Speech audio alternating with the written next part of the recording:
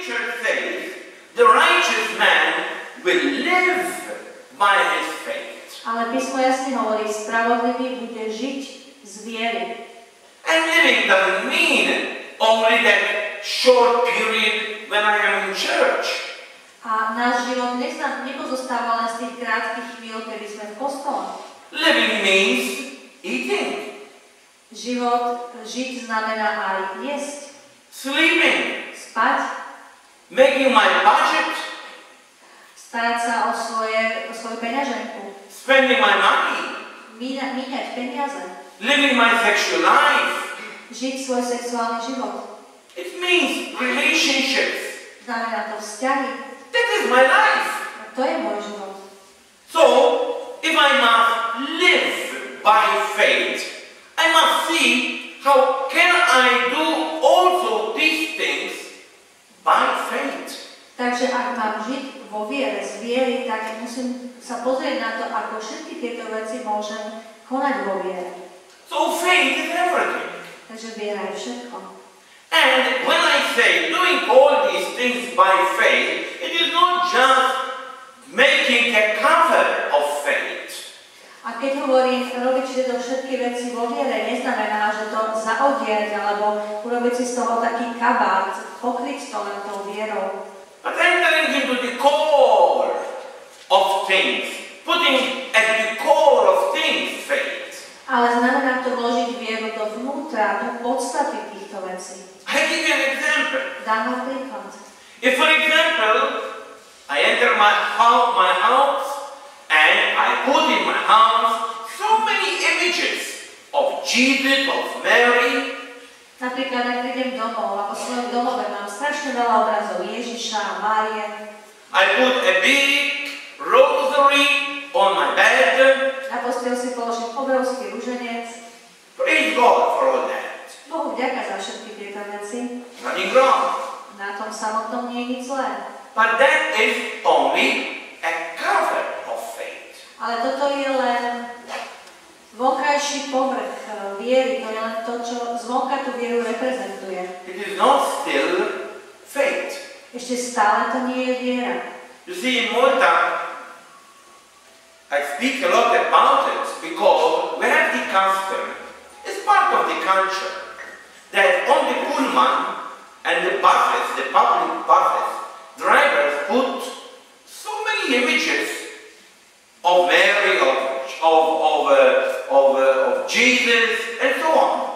Viete, o tomto častokrát kážem na Malte, lebo u nás je to súčasť kultúry, že napríklad vo verejných autobusoch si šoféri na prednesko alebo pred seba dajú strašne veľa obrazov Ježiša, Márie a tak ďalej.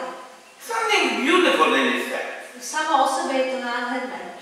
But then when I hear a driver blaspheming because one of the passengers is giving him a hard time, I look at those images. Ale potom, keď sa ten šofér rozčuluje a nadáva, pretože ho niektorý z jeho cestujúcich vytočí, tak sa pozerá na tie obrázky. And I say, what use having those images if then you are blaspheming? Hovorím si, aký zmysel majú tie obrázky, keď ty tu teraz preklínaš, nadávaš. What use having so many images at home if then the wife cannot forgive her husband, the husband cannot forgive his wife? Aký má zmysel mať doma veľa obrázkov, keď manželka nedokáže odpustiť svojmu mužovi a muž svojej manželke? If then a poor man knocks at your door and you just put him off. Alebo keď ti chudák zaklope na dvere a ty ho vyhodíš. So you see, this is a cover of faith, but it is not faith. Tak toto je taký vonkajší obal viery, ale nie je to viera sama. Faith is something else. Viera je niečo iné. I must put it at the core of all what I am doing. Ja ju musím vložiť do centra, do stredu všetkého, čo konám. Well, let's give you an example. Dám vám ďalší príklad. For example, how can I put faith at the core of eating? Ako môžem vložiť vieru do samotného stredu môjho jedenia? Well, I am choosing eating for a very simple reason. Vyberám si jedlo z jednoduchého dôvodu. Because if you find Romans 14:2, Ak si nájdeme Rímanom 14:2, list Rímanom, and then jumping to verse 23, a potom skočíme do verša 23, Paul says that we must eat from faith and through faith. Pavol hovorí, že musíme jesť z viery a vo viere. What does this mean? Čo to znamená? It means, for example, that when I am eating, I know that my dependency from God is essential to recognize it when I am eating. Znamená to, že keď verím Boha, môj vzťah voči Bohu, moja viera v Boha je dôležitejšia než rozlišovanie toho, kde jem.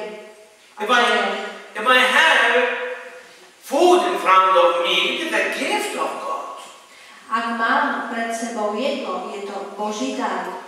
So many do not have it. A mnohí ho nemajú. It means that I have to thank Him. Znamená, že ja mu musím za to ďakovať. Jews have the Feast of Tabernacles. Židia majú sviatok stánkov. And the Feast of Tabernacles is precisely a thanksgiving to God for the harvest and for all that God gave them. A je to práve sviatok, kde mu ďakujú za úrodu a za všetko, čo im dal. Why Jews use to offer the most pure lamb to God? A vtedy Židia obetujú Bohu toho najbezchybnejšieho baránka. Why Jews offer the first fruits of their harvest to God? Prečo Židia obetujú Bohu prvotiny zo svojej úrody? Well, as we read in one of the Psalms, God says, I do not need your bulls, I do not need your sheep. Veď nakoniec v písme sa hovorí, je to žalmo, Boh hovorí, veď ja nepotrebujem vaše baránky, ja nepotrebujem vašich bíčkov. Because mine are all the bulls, and mine are all the sheep. Lebo všetky ovce, všetci bíčkovia sú predsa moji. But when it's offering the lamb, it's offering the bull, it's offering the sheep, just to recognize that God is the Lord of all the cattle, of all the flock. Ale človek obetuje jahniatko, alebo bíčka, alebo iné zviera práve preto, aby uznal, aby si uvedomil, že Boh je pánom všetkého stád, všetkého jeho dobytka. God doesn't need my apples and my oranges and my cabbages. Boh vôbec nepotrebuje ani moje jablčka, ani moje pomaranče, ani moju zeleninu. But by offering them to Him, I am saying, my Lord, you are the Lord of my harvest. You are the Lord of my crops. Ale tým, že mu to obetujem, hovorím, Pane, Ty si pánom mojej žatvy. Ty si pánom mojich stád. And so you can see, I am recognizing the Lordship of God on what He is giving me. Takže ja vlastne uznávam pánstvo Božie nad tým, čo mi On dáva.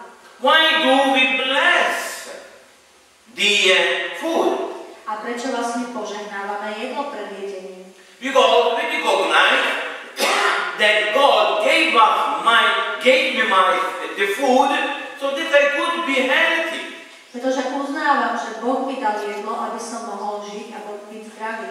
And in this way, I am saying to God, thank you for making me healthy through the food that you are giving me. A týmto spôsobom vlastne Bohu ďakujem. Hovorím, ďakujem Bože za to, že mi dávaš jedlo, aby si ma udržiaval zdravý.